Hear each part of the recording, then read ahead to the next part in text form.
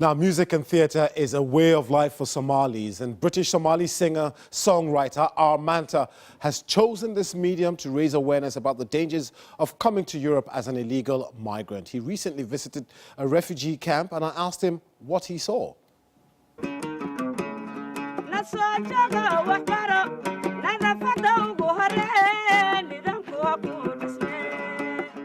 I met a lot of young people, as well as the elder generations or their parents, who are quite a lot worried about the fact that quite a lot of them, their friends or family members, try to cross borders and seas in order to get to Europe, and surprisingly even Yemen as well. And you yourself have a family member who's made this dangerous crossing and has arrived in Italy. Tell us a little bit about his journey. My first cousin was detained in Libya after he tried to cross to Italy. Eventually he made it, but the suffering was quite a lot because he was detained. He was in Libya for about 2 years, and he's the reason why I made this song.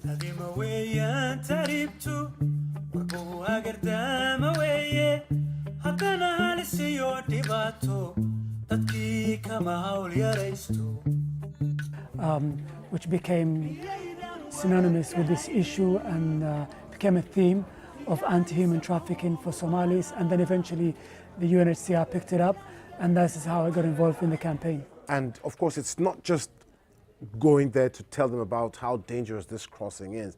You've also been out there making music with some of these refugees. Tell us about that. And surprisingly, these camps that I went to, they were some of the founding members of some of the best Somali music bands from the 1980s and 90s.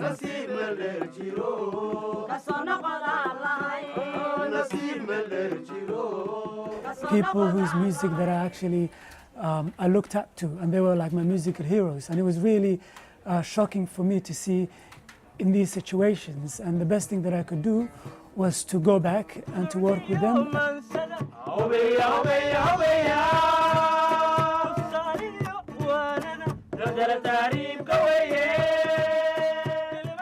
It was just really a way of me also showing that you can't come from outside, but also there are artists in these camps that have, in my opinion, really a better message to tell. It was really rewarding to work with them.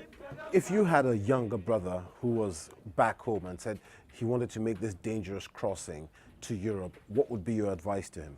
I would say before you get to even Libya, you would have to go through Sudan, and there are serious issues there. And then from the Sudan to Egypt and the deserts there. And people in these countries also, they see you as a money-making scheme. So I would say think twice about it.